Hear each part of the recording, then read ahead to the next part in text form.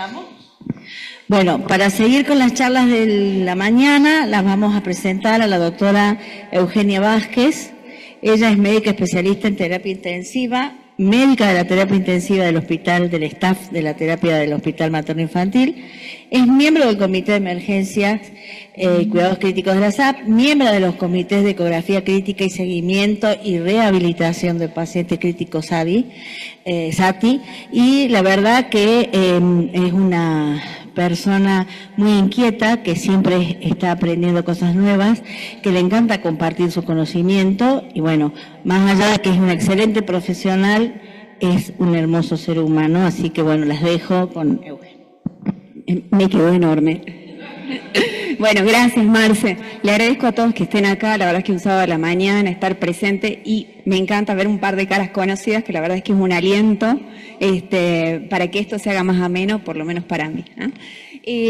Un poco el desafío del tema era hablar de traumatismo de cráneo.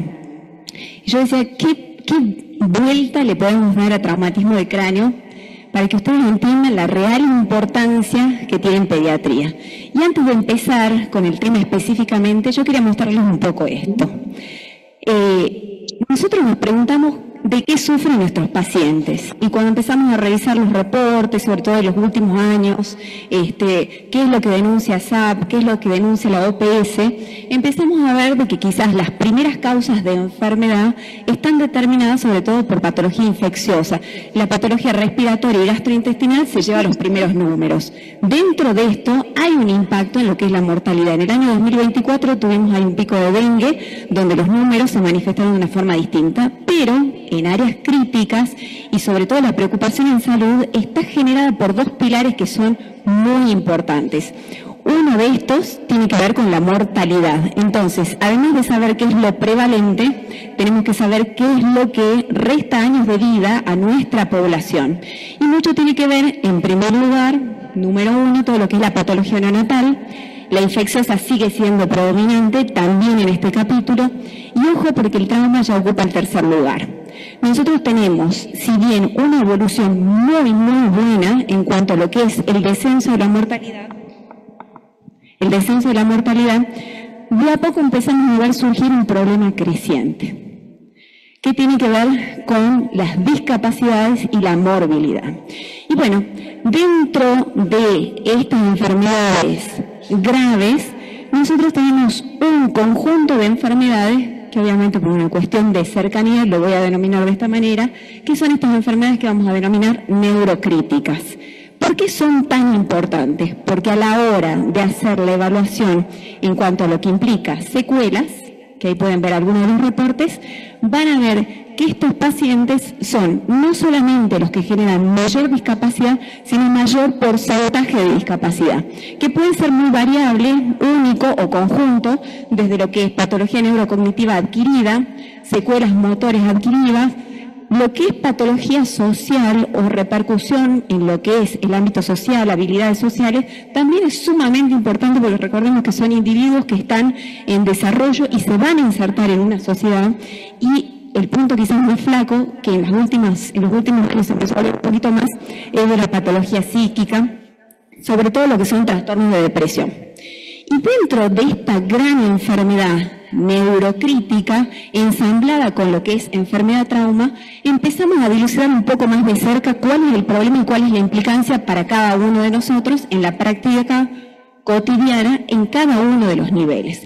Y desde este lado hay una iniciativa que surge desde el año 2015, quizás en forma un poquito más informal, cafecito de por medio, ya tomando un poco más de formato acerca de la pandemia, y es la realización de una entidad o el establecimiento de una entidad que es la Fundación Trauma en Argentina. Sumamente interesante porque uno de los fundadores de la Fundación Trauma es un pediatra muy querido, muy conocido, pero aún no termina de generarse el ensamble con lo que es hospitales pediátricos para hacer una adecuada denuncia. Actualmente, el trabajo que ellos están realizando tiene que ver con dos pilares muy importantes. Uno tiene que ver con la detección de la enfermedad, las implicancias, la repercusión que tiene, sobre todo en las provincias de Mendoza, Buenos Aires y de Tierra del Fuego, y por otro lado ellos se están dedicando mucho a hacer lo que es capacitación desde distintas áreas. han tomado muchos datos y esto nos sirve un poco para irnos posicionando en una realidad mucho más latinoamericana, más cercana, argentina, y poder tener números más propios nuestros. Si bien sostenemos esto, que es la primera causa de mortalidad y discapacidad en personas jóvenes, vamos a decir, porque yo también entro en ese rango todavía, hay algunos registros que ya empiezan a hablar de esto, de las implicancias, llevándose el primer puesto en España, la discapacidad motora. En Latinoamérica, por cuestiones muy deficitarias relacionadas con lo que es el impacto de la rehabilitación, que ellos hacen una publicación súper interesante, la discapacidad global la discapacidad neurológica es global, pero aún faltan números en Argentina que nos puedan ayudar un poquito a terminar de definir cuál es el problema. Bueno, entonces ya sabiendo un poco todo esto, dentro del gran combo de lo que es enfermedad-trauma, tenemos un capítulo que termina siendo muy importante por las implicancias que esto genera. En primer lugar, es la segunda causa de muerte traumática en pediatría, ¿sí? Esto va después de lo que es el trauma abdominal. Tiene alta tasa de consultas en emergencias por caídas y accidentes viales, de una magnitud muy variada, pero la tiene. Y hay una necesidad de atención diferenciada por grupo etario, ¿sí? No es lo mismo el trauma en un paciente lactante de un mes que un paciente de 14 años. Ahí ya hay una diferencia súper significativa. Y ya adentrándonos un poco en el tema, tenemos claro de que estamos hablando de una lesión, ¿sí?, física del encéfalo que es secundaria al ejercicio de fuerzas mecánicas. Hay una clasificación, que esa la conocen todos, que está en función de la escala de Glasgow, que según su puntaje va a ser definida como leve, moderado y severo. Bueno, acá hago un paréntesis. Yo les voy a contar algo muy personal.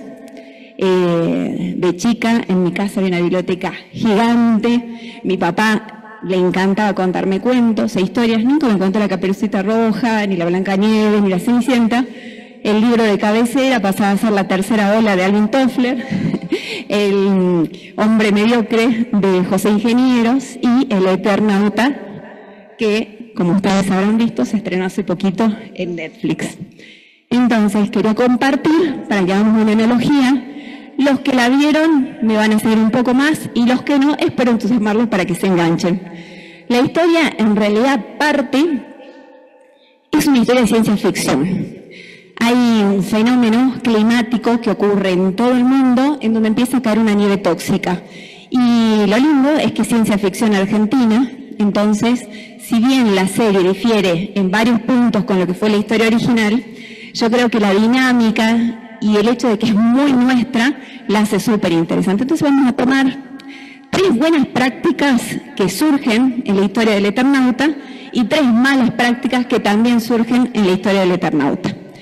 Acepto interrupciones, comentarios y observaciones.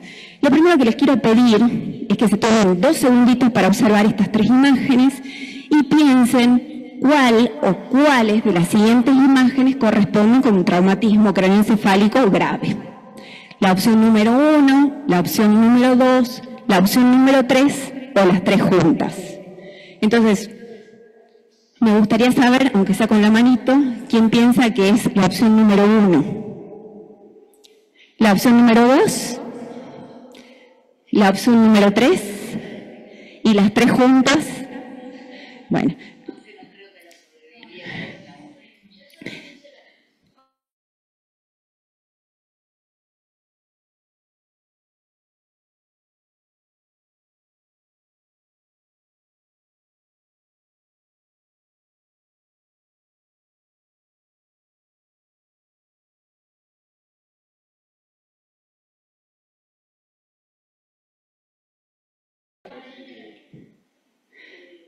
Se ha colgado.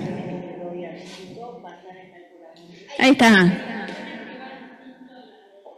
Y me está spoileando todo. No, para atrás, para atrás. Se lo llevaron. A ver. Tiqui, tiqui, tiqui, tiqui, tiqui, tiqui, tiqui. Bueno, ahí está.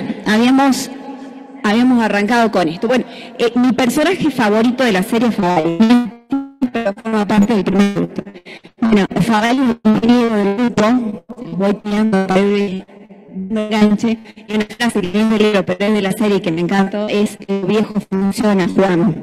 en medio del desastre no funcionaba la tecnología, funcionó lo antiguo. Siguiente. ¿Qué es lo que funciona en trauma de cráneo? Y se volvió a trabar.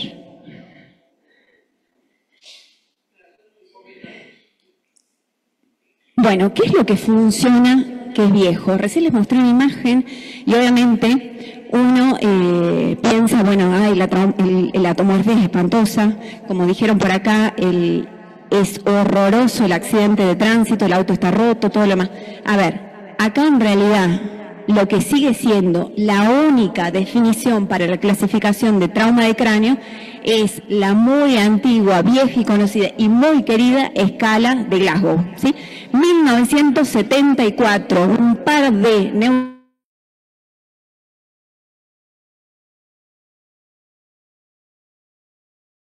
súper recomendable, súper lindo. Yo tengo una copia viejita, pero la verdad es que es bello el libro de Planfred, donde habla de coma, estupor, donde hace una clasificación. Y la verdad es que lo más lindo... Hola. Bueno, lo más lindo de este libro es que de alguna manera, si uno entiende muy bien hacer el examen semiológico, puede obtener datos precisos, no solamente de la definición del problema, sino de la ubicación del problema. Pero, ¿cuál era el punto? Es que antes de ese año, de 1974, lo que se hacía era este examen clínico, que implicaba básicamente ver el patrón respiratorio, la respuesta pupilar a estímulos lumínicos, generar un movimiento cefálico, y acá ya empezamos con algunos problemas, ¿no? Porque si hay un trauma cervical puedo hacer algunos movimientos, ya estamos complejos, y además realizar algunos estímulos con instrumentos a nivel de miembros inferiores. Ahora, todo eso es muy complicado, si bien aporta muchísimo dato, la verdad es que requiere mucho instrumento y además mucho entrenamiento. Razón por la cual hubo una necesidad de avanzar con todo esto y este grupo de neurocirujanos lo que hicieron fue hacer una encuesta. Yo creo que por ahí los trabajos más interesantes que surgieron, que quebraron un poco el conocimiento en traumatismo de cráneo, terminaron siendo sencillas encuestas que después se terminaron de hacer con una muy buena interpretación. Entonces, ¿qué es lo que hicieron? Hablaron con gente que trabajaba en servicios de emergencia, con los propios colegas de neurocirugía, hablaron con los neurólogos, se tomaron un tiempito como para ir viendo, y básicamente lo que trataban de hacer era simplificar.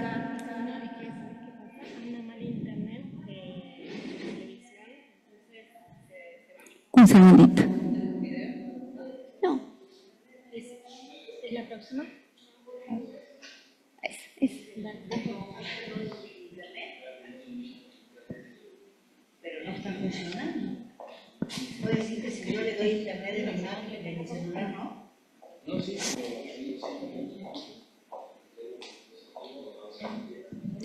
Bueno, entonces lo que hacen es hacer una encuesta, como había dicho antes, entre personas que trabajaban en servicios de emergencia, médicos intensivistas, pero sobre todo el pool más importante eran neurocirujanos y neurólogos. Entonces, ellos lo que hicieron fue tomar un grupo específico de entidades que eran traumatismos de grado variable, traumatismo cráneoencefálico de grado variable, para poder objetivar qué datos clínicos ellos observaban y en función de eso podían categorizar. Entonces, básicamente lo que les preguntaron era qué les llamaba la atención del aspecto, sobre todo en aquellos pacientes que tenían gravedad, entre comillas, y cuál era el nivel de compromiso a medida que ellos asumían ese aspecto. Entonces, en función de eso, terminaron haciendo algo grandioso, porque algo tan complejo, tomaron 3 elementos, que son las 3 preguntas que nos hacemos, y que nos ayudan a simplificar el concepto. Esto la verdad es que ha sido un antes y un después, y ha sido fantástico porque nos sirve hoy para establecer diagnóstico, pronóstico y evaluación de intervenciones. Siguiente. Para hacer algunas salvedades con respecto a esto y analizando ya un poquito más cada una de las estructuras, vamos a empezar a jerarquizar lo que es la evaluación general. Acá hay una adaptación que ustedes lo van a encontrar, tienen muchas variaciones, pero la idea es que ustedes se simplifiquen, que traten de hacer mucho más amena y cercana la escala, entendiendo que básicamente lo que ustedes van a tratar de hacer es generar, en algunos casos, ningún o algún estímulo para obtener un grado de respuesta. O sea que básicamente vamos a hablar de una respuesta que es espontánea, a un estímulo mínimo, como puede ser la palabra, un estímulo mayor, como es el dolor, o la evaluación de la evolución absoluta de respuesta. Siguiente. O sea, alerta, palabra, dolor o ninguna. Siguiente. En función de eso nos va a charlar un poquito más de lo motor. De los tres es quizás el más importante, porque el resto puede estar afectado por algunos factores, pero a la hora de simplificar y establecer la criticidad, el motor es el que nos ayuda en el 100% de las oportunidades.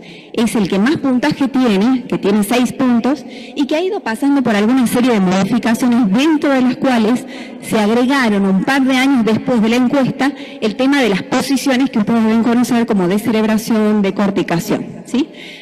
Hay que entender que esto es muy valioso porque en realidad lo que manifiesta es la integración de toda la respuesta encefálica. Pero acá lo que les quiero hacer la observación es que estamos muy acostumbrados quizás al hacer la evaluación de la escala de Coma de Glasgow en forma sistemática, pero no terminar de sacarle el jugo a esto. Hay dos cosas que deberíamos considerar. Una es la coordinación del movimiento. O sea, obviamente esto en un lactante es mucho más complejo de hacer, pero si el niño puede responder o puede realizar órdenes, lo ideal sería poder objetivarlas con órdenes simples, pero poder ver la magnitud, no tanto pensando en compromiso motor si tiene una fractura o una lesión asociada, sino la interpretación y la integración que en definitiva termina integrando también lo que es verbal y ocular.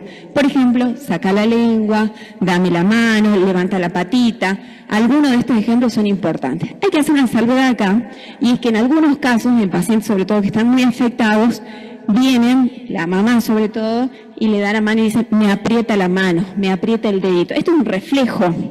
Es un reflejo y es súper importante dejarlo claro porque tiene mucha respuesta a lo que es periférico más no lo central.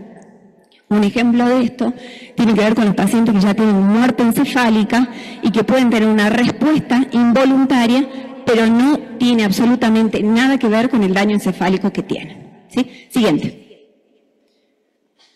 Con respecto a lo que es la evaluación del eje verbal, continúa siendo similar en cuanto a la evaluación de si es espontánea, si es inducida o si está totalmente abolida.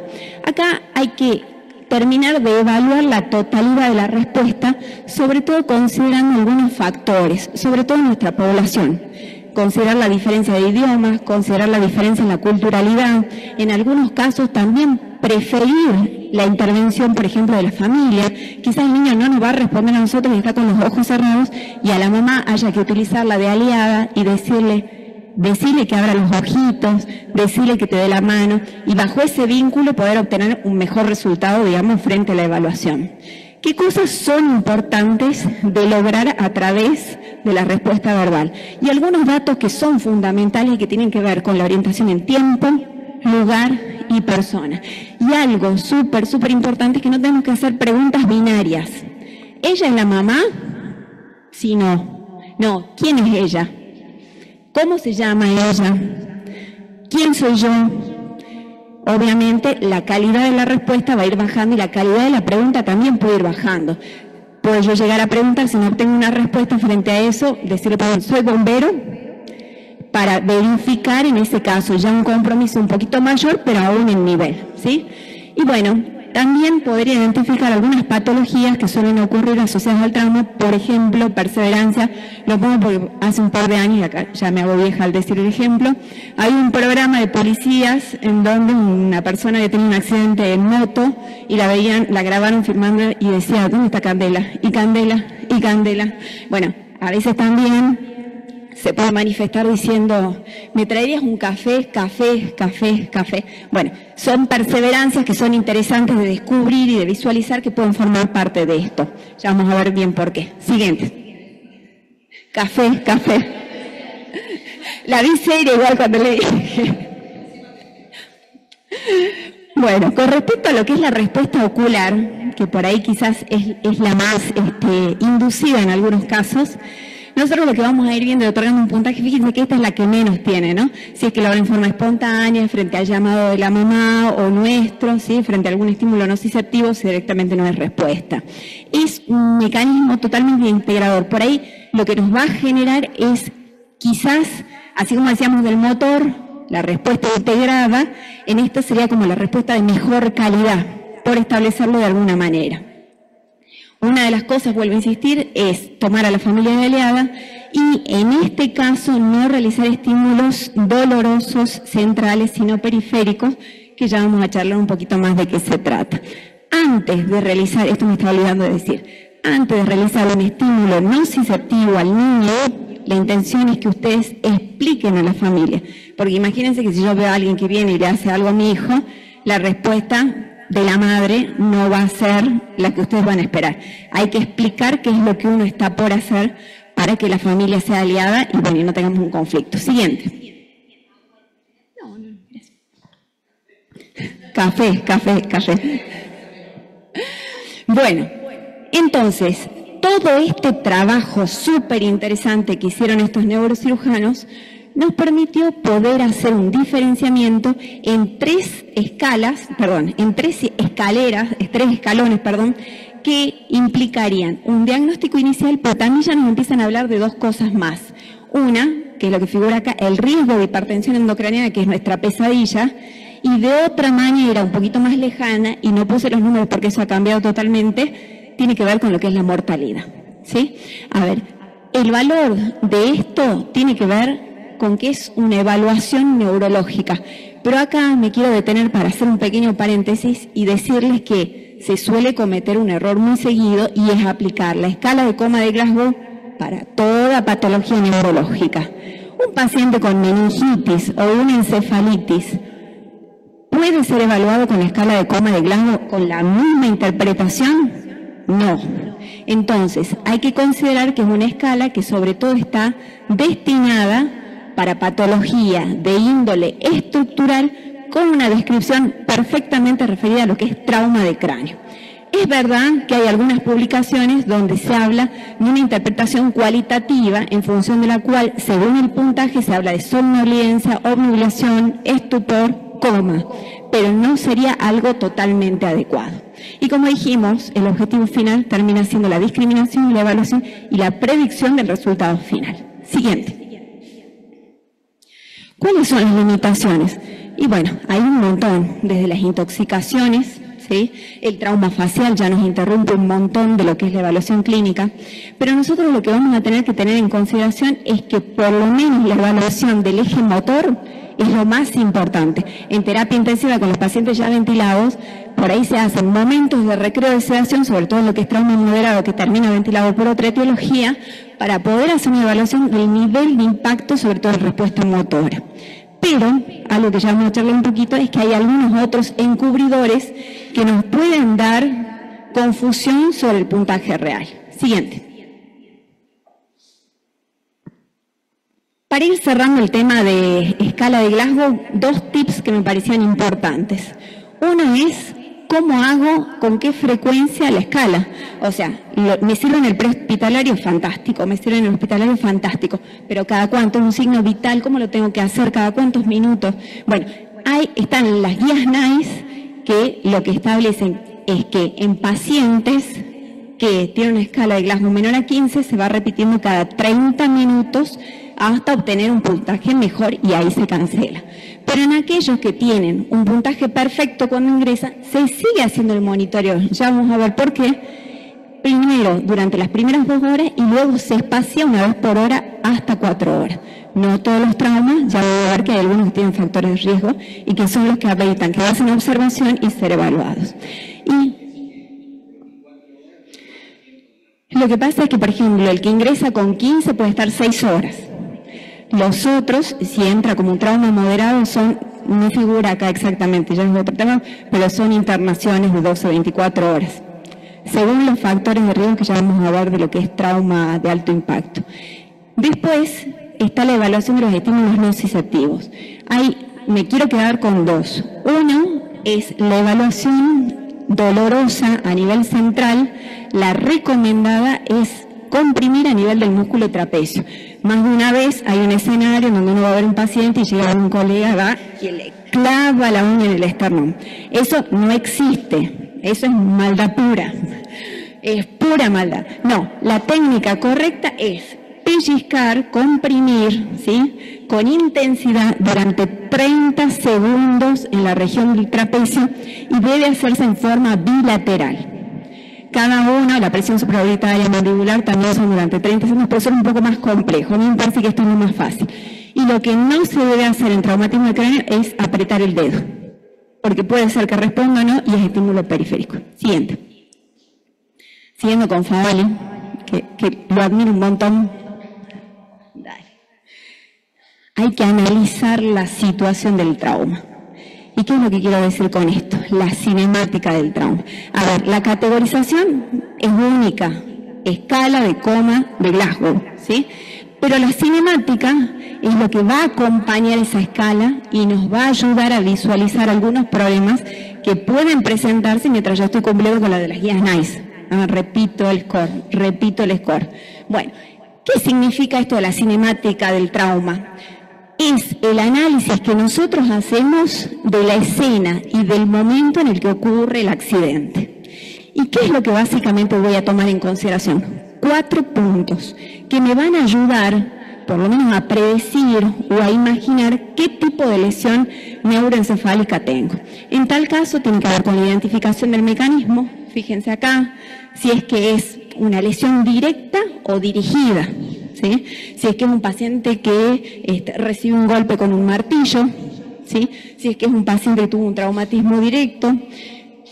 Por otro lado, analizar la energía del impacto. Hay un trabajo que si lo quieren leer, porque en realidad en pediatría hay muy poco sobre lo que es cinemática del trauma. El año pasado publicó un grupo que hizo un análisis sobre las características del cráneo y la equiparó con chanchos.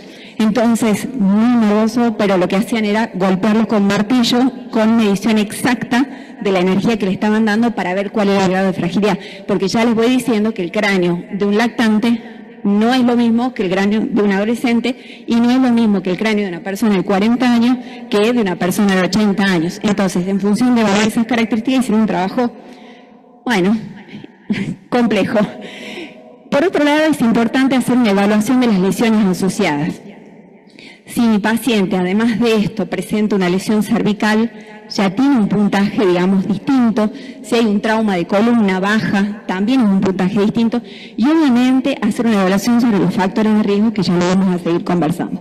Pero lo que más interesante me parece es pensar en esto. De todo lo que hablamos, los que les tenemos que poner una bandera roja es aquellos que entran en la definición de traumatismo de alta energía. Antes le decían hipertrauma. Por ahí capaz que suena, ha ido teniendo distintas modificaciones. Hay factores de riesgo que son estos que están acá. Cuando dice telaraña en el parabrisas o ojo de buey, hace referencia a eso, ¿sí? La huella de frenado, el hundimiento del auto. Fíjense que también está lo que es frontal, lo que es lateral, si el auto volcó, si es que alguno de los pasajeros salió despedido del auto, cuánto marcaba la velocidad. Hubo una charla súper interesante, me quedó muy claro el ejemplo que decían que un móvil a 30 kilómetros por hora equivalía a que uno se caiga del primer piso. Imagínense, 80, que será un tercer piso, cuarto piso. O sea, es complejo. Y uno habitualmente en calle anda 60, 40. O sea, ya hay un factor y uno no debe subestimar lo que son las normas viales y las medidas de seguridad, ¿no? Si es que en el escenario hay alguien que haya fallecido, viene el niño, pero te dicen, no, mira, la tía que venía al lado falleció, la abuelita falleció. Bueno, no es suerte, hay que prestarle atención a ese chico. La ruptura del casco del motociclista, si la motocicleta está partida en dos, incompatibilidad de vehículos, choca una moto contra un camión. El atropellamiento del peatón, fíjense la velocidad, 20 km por hora, nadie maneja 20 km por hora. Caída de 6 metros de altura, explosiones, quemaduras, ¿sí? Pero acá, ¿cuál es la gravedad de esta situación? No es solamente la lesión que ocurre en ese momento, sino que todo lo que entra en la definición de traumatismo de alta energía comparte el desarrollo de un CIRS posterior. Por eso se muere 1 de cada 10 de estos pacientes. Muerte, no enfermedad, muerte. Esto es súper importante. Siguiendo con la línea del Eternauta, la tercera premisa, como dijo Juan Salvo, nadie se salva solo. Entonces el cerebro no está por un lado y el resto del cuerpo está por el otro, ¿sí? Hay que entender que el cerebro forma parte del cuerpo. Y desde ese lado, tenemos que entender que la lesión secundaria va a ir muy pegada al impacto sistémico. Más allá de lo que es triage, que ya sé que lo conversaron súper bien con Pedro Rino, hay que hacer mucho hincapié en lo que es la evaluación secundaria. Y por más que sea claro que la enfermedad es trauma de cráneo, hay que empezar con el A, el B, el C, el D. Siempre el mismo camino, porque la morbilidad va ligada a la A, en este caso la hipoxemia, al B, en este caso la hipotensión, y al resto de los sistémicos, y me tomo el atrevimiento de hacer mucho hincapié en lo que es la hipoglucemia, se entra directamente acá. Hipoglucemia, hiponatremia son los trastornos metabólicos que peor impacto van a generar en la recuperación de nuestra paciente, ¿sí? Hipoxemia, hipotensión desde el prehospitalario son marcadores de resultados. Entonces, yo no puedo evaluar además un paciente que está tirado en la calle, que tiene una TEA de 50-20 y asumir que tiene un Glasgow de 3. Bueno, la realidad es que primero tengo que estabilizar el A, el B y recién arrancar. ¿Listo, Pedro? Bueno, siguiendo con esto, ¿qué es lo que no hay que hacer? No hagan como Polsky. ¿Qué hizo Polsky? Dijo, está nevando, me pongo la chaqueta y salgo. No considero el viento, claro, cayó, quedó tendido, subestimó la amenaza inicial. ¿Y qué es lo que no tenemos que subestimar acá? Los factores que pueden ser desencadenantes o agravantes del trauma, que en este caso no olvidemos nunca el maltrato infantil. Niños con trastornos conductuales, discapacidad, son nuestra población vulnerable. Es súper importante. No son datos que quizás nosotros tengamos certeza, pero sí alertar y visualizar factores de riesgo. Hay algunos scores, la presencia de hematoma subdural, fracturas múltiples consultas por trauma. La inconsistencia en el relato son puntos flojos que nos tienen que hacer por lo menos generar la consulta y la evaluación. Asociado a esto, algunas enfermedades que pueden ser primarias o adquiridas relacionadas con lo que son trastornos de la coagulación pueden ser factores de riesgo para peor evolución de un traumatismo de cráneo. Yo puse osteomalacia, pero son en general todas las enfermedades óseas, ya sean metabólicas, adquiridas o propias, ¿sí? Y por qué no la misma edad de nuestro paciente. Son de denuncia obligatoria. No hay que hacer como Pablo. ¿Qué hizo Pablo? Pablo quería encontrar a su familia, entonces mintió y utilizó todos los recursos que estaban destinados para hacer otro viaje para llevarlo a su familia. Bueno, no hay que tomar decisiones impulsivas. ¿Qué es lo que no tenemos que hacer? Tomografías porque sí. Hay indicaciones muy específicas. Bueno, acá yo me tomo 2 segundos y les voy a contar una historia. Un grupo antes de 1990, ya habiendo visto el trabajo que habían hecho en Glasgow, diciendo, bueno, a ver, tenemos que dar un paso más, ya tenemos el score clínico, tenemos que ver, a ver, un poquito más, porque no es lo mismo, a pesar de ser grave, un score de 8, que uno de 5, que uno de 3. ¿Qué pasa dentro del cerebro? Entonces, este doctor decidió, dentro de ese grupo de datos, empezar a juntarse con este otro, que es el señor Marshall, este es Eisenberg, y le dijo, mira, hagamos una encuesta a nivel nación y empecemos a ver qué tomografías hay en aquellos pacientes que tienen traumatismo de cráneo grave. Compartamos las imágenes, tratemos de simplificar y ver qué onda. Bueno, juntaron casi 800 pacientes. Se fijaron qué lesiones había, cómo les iba, si se morían, si vivían, si quedaban con secuelas, qué es lo que ocurre. Y lo publican. Un trabajo súper lindo en el año 90. 2 años más tarde, Marshall lidera, toma todos los datos del trabajo anterior y lo forma como escalas. Y a partir de entonces surge la escala de Marshall. O sea que todo el trabajo de Eisenberg quedó en Marshall. Bueno, hermoso, suele ocurrir en las mejores familias. Surge, claro, júntame los datos y ya después los... Hermoso. Bueno, sí. Bueno, el trabajo es magnífico porque la verdad es que hasta el día de hoy lo seguimos usando, tanto Glasgow como Marshall. ¿Por qué? Porque primero las dos cosas que tienen los dos es que son simples. Yo sé que ahí parece raro, está como complicado, pero ¿saben qué? Se hacen 3 preguntas, nada más que 3 preguntas. ¿Tiene lesión ocupante de espacio? ¿Sí o no? ¿Tiene desviación de la línea media? Sí o no. todas las cisternas visibles, sí, no.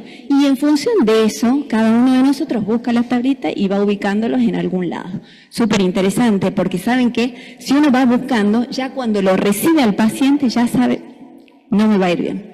A él no le va a ir bien. Vamos a estar en terapia intensiva. Esto nos va a costar un montón. Lesión axonal difusa es una de nuestras pesadillas. Genera hipertensión, genera mucho dolor de cabeza para nosotros, para el paciente, para la familia y para la sociedad. Muy, muy interesante. ¿Cuáles son las indicaciones? Bueno, ya dijimos una, ahora hablar un poco de lo que es la escala de Marshall, ¿no? Traumatismo del cráneo grave. Pero a mí me gustó esto, que es una publicación que surgió en donde categorizan a los pacientes en función de riesgo. Riesgo alto, intermedio o bajo. El alto va a implicar todo lo que es trauma de cráneo grave y además pacientes que tienen focalidad neurológica, pacientes que tienen una fractura de cráneo palpable, signos de fractura basilar, o sea, ojo mapache, pierde líquido por la nariz, por la oreja, hay una fontanela tensa, si es que tiene permeable la fontanela, o presenta convulsiones. Todos, el 100% tomografía. Y el grupo intermedio, que obviamente va a variar según edad, pero básicamente es pérdida de conocimiento, cefalea intensa, el mecanismo, que ya hemos hablado de lo que era hipertrauma o trauma de alto impacto, y una actitud anormal o distinta, ¿sí? El resto, los que entran acá en riesgo bajo, no tienen indicación. A mí me gustó mucho, porque buscando un poco esto, a ver, los españoles lo que tienen de bueno es que en general tienen scores de calidad. Y uno de los que tienen, relacionado con lo que es trauma de cráneo, tiene que ver con la cantidad de tomografías que se hacen en los pacientes. Entonces, ellos lo que pautan es no hacer el traumatismo de cráneo leve, y surge un concepto que a mí me pareció súper bueno, que es trauma de cráneo trivial, que los que trabajan en emergencia estoy segura que les debe recontrasonar, no con ese nombre capaz, pero sí por lo que les voy a contar.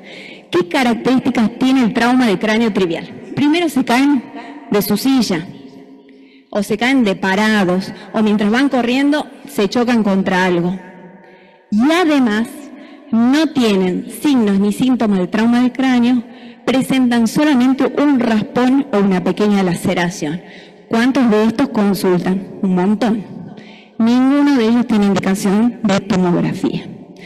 Para España, los servicios de emergencia tienen que tener un puntaje menor de un 5% para asumir que su tarea es de calidad en lo que es de trauma de cráneo, ¿sí?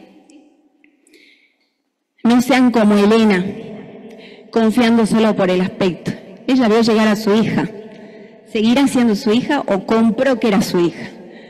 Bueno, radiografía de cráneo. La radiografía de cráneo tiene una historia muy larga. Como imagen en sí es muy antigua en cuanto a visualización. La verdad es que es bastante sencilla porque lo que es lesión ósea nos ayuda un montón. Hay unas proyecciones sobre todo para hacer evaluación, y esto tiene que ver, por ejemplo, con la anteroposterior, con la frontal, para ver lesiones sobre todo a nivel frontal, la de Town, no sé, bueno, con la de Town sobre todo para ver lo que son lesiones a nivel occipital, ¿sí? Y por otro lado las lesiones laterales, ¿sí? A través justamente de la región paritotemporales, a través de las radiografías laterales. Entonces, las indicaciones de radiografía de cráneo en traumatismo radiografía de cráneo en traumatismo son ninguna. Es una práctica que debería desterrarse. No tiene absolutamente ninguna indicación. Ojo que ustedes van a leer, van a encontrar, todavía hay mucha bibliografía dando vuelta, pero anexo a que lo lean, fíjense de qué año. Desterrado. Porque además, si yo le hago una placa y es normal, no me excluye la lesión intraencefálica. Así que, práctica para desterrar. Y bueno, para ir finalizando, aparte de agradecerles la presencia, qué importante que es el examen clínico, el monitoreo clínico, ¿sí? Sobre todo tener la seguridad en la práctica, generar un adecuado acompañamiento familiar y no perder de vista a todos estos pacientes de riesgo, porque claramente el tiempo y nuestra expertise va a incidir sobre el pronóstico. Y recordar que el tiempo es cerebro. Muchas gracias.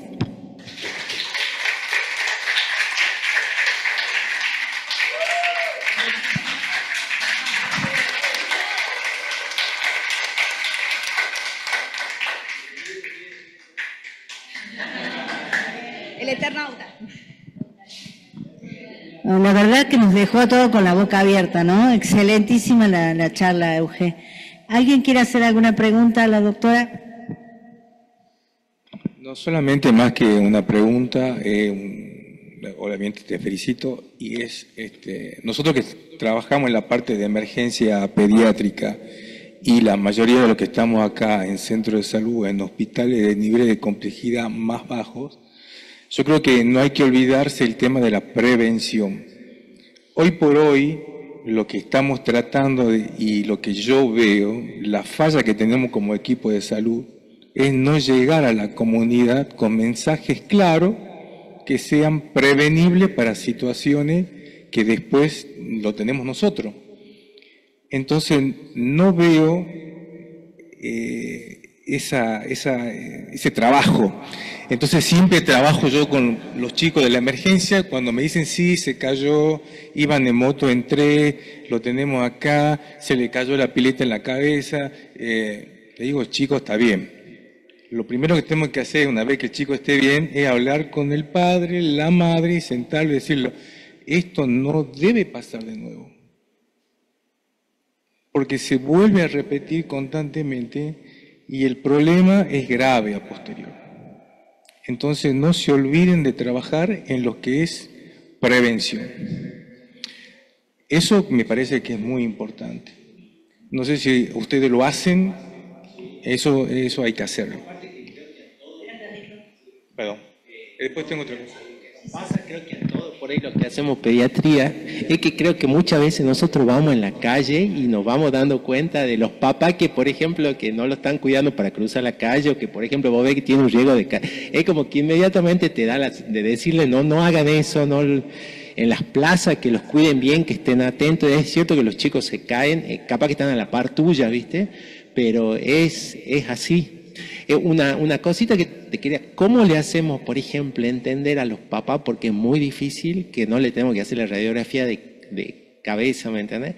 Porque es como que ellos se quedan tranquilos si le hace algún estudio, ¿viste? Yo creo que es difícil, ¿no? No es tan fácil.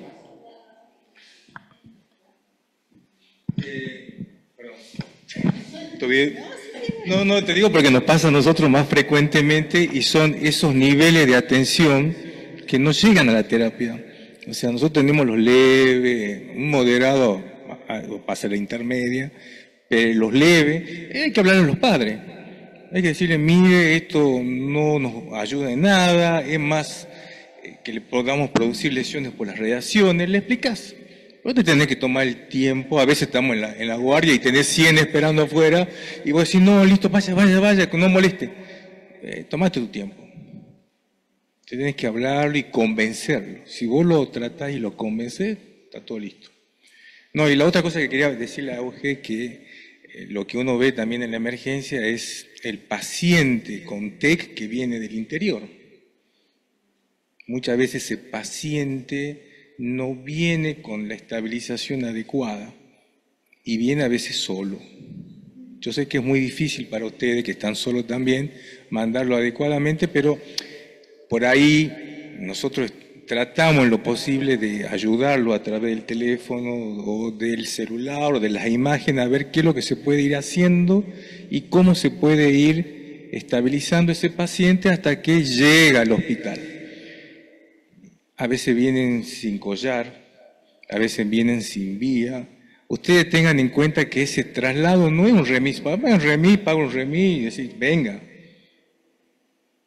El traslado de salud tiene que ser adecuado, la camilla, el collar, si hace falta el oxígeno, la vía, la analgesia, y constantemente evaluando a ver dónde va ese paciente. Bueno, nada, perdón, puse en la parte más, de que recibimos nosotros.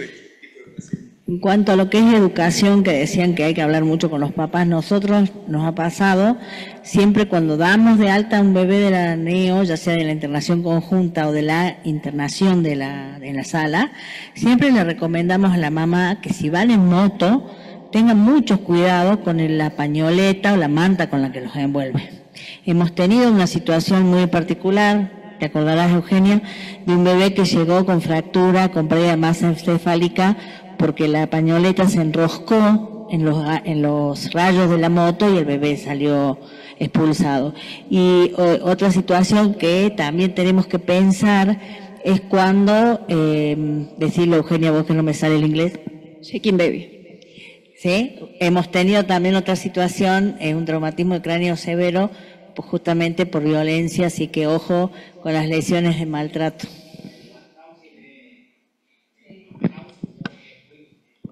Hay que sospecharlo, digamos. En el hospital de niños en Tucumán, me acuerdo, había un chiquito que sentía olor a querosén y la mamá le ponía el querosén en la mamadera, en la leche, digamos, que en esa época se daba fórmula, bueno, hace mucho cuando estudiaba, digamos, pero hay que sospecharlo al maltrato siempre que hay cuando son chiquitos tan chicos.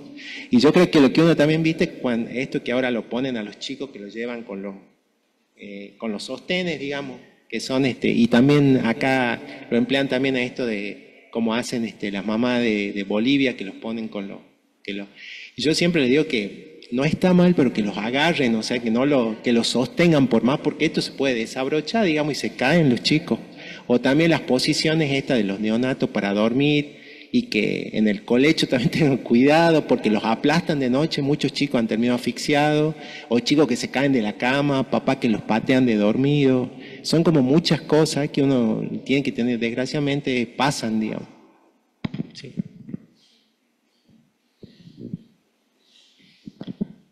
¿Preguntas?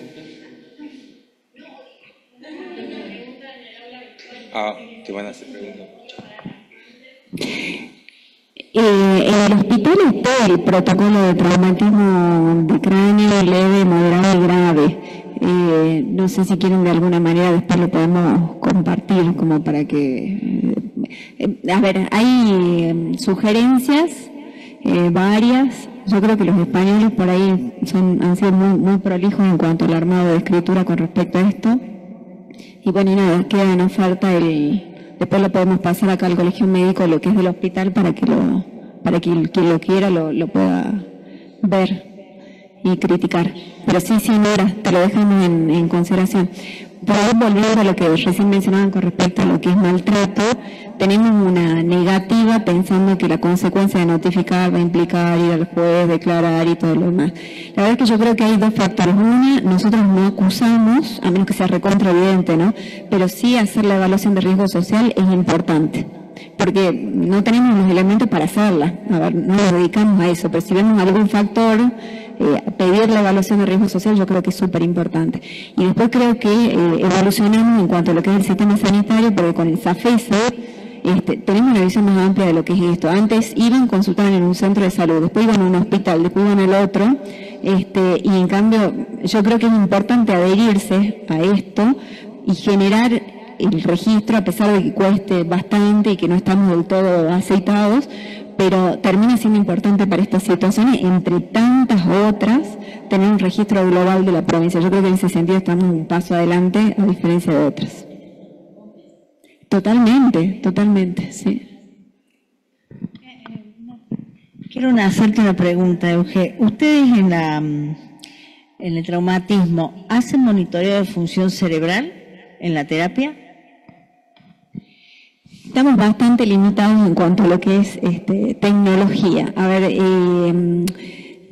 se implementó y estamos como en fase de aprendizaje y no termina de ser completa y adecuada la información, pero sí se ha utilizado en algunos pacientes neurocríticos, en general el monitoreo de NIRS para ver lo que es oxigenación cerebral y lo que es el monitoreo de BIS.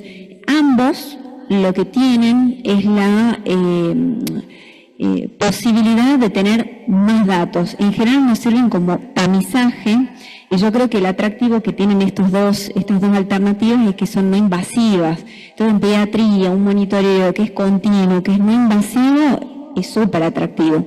El punto con todo esto es que quizás los datos obtenidos sean parciales, porque por ejemplo el BIS puede captar crisis anormales como una de las cosas, sobre todo a nivel frontal y temporal. Pero si son lesiones a nivel posterior, no estamos viendo absolutamente nada. Y lo que sí, para sumarlo a esto, que me parece que es súper importante, que va ganando rol, sobre todo en los servicios de emergencia, en servicios de terapia intensiva, y calculo que en algún momento va a ser una práctica global, tiene que ver con lo que es la ecografía, con lo que es el POCUS, que la verdad es que si bien tiene el speech de es operador dependiente, que es una gran mentira, porque en realidad sabiendo que vos haces X cantidad de prácticas, alcanzas una destreza adecuada, la idea es generar esto porque realmente es un procedimiento inocuo, repetible y que aporta un montón de información. De hecho, hay cada vez más publicaciones relacionadas con lo que son distintas entidades, incluido el trauma, para tratar de hacer un equivalente en cuanto a lo que son las clasificaciones previas, por ejemplo, como el Marshall. Obviamente todavía no llega a ser superado, pero es un camino, es una beta. Voy a insistir, el atractivo en pediatría está en esto, ¿no? En lo que es no invasivo y en lo que tiene un monitoreo continuo y accesible para quienes asisten. Perdón, ahí dice el uso de la ley Lucio, y es verdad. No nos podemos desentender de lo que la ley pide.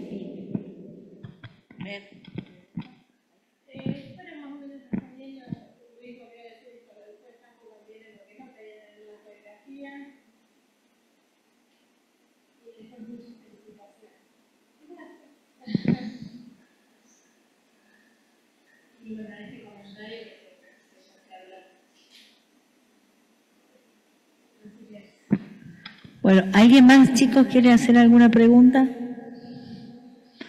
No. Bueno, excelente, Eugenia, muchísimas gracias por el tiempo. Gracias también por acompañar a la mami. Bueno, ahora sí...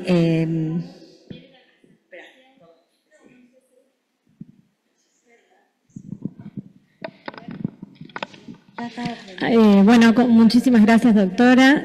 A continuación lo que viene es una presentación que ya les vamos a decir cómo la vamos a transmitir, ¿sí? Porque es grabada, que es la presentación del doctor Jaborinsky de Shock en Pediatría.